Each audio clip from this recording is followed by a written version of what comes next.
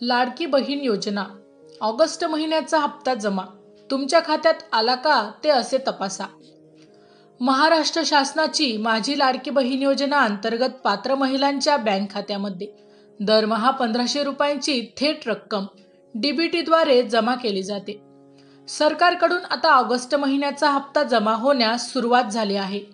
अनेक लाभार्थींच्या खात्यात ही रक्कम जमा झाल्याची देखील माहिती समोर येत आहे।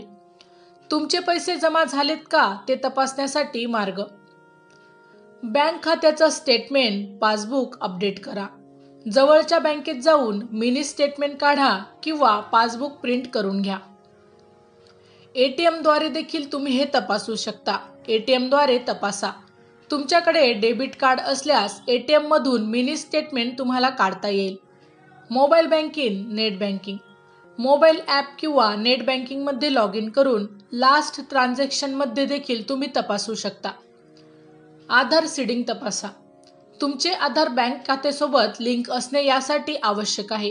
NPCL मॅपर किंवा उमंग ॲपवरून डीबीटी स्थिती तपासता येते।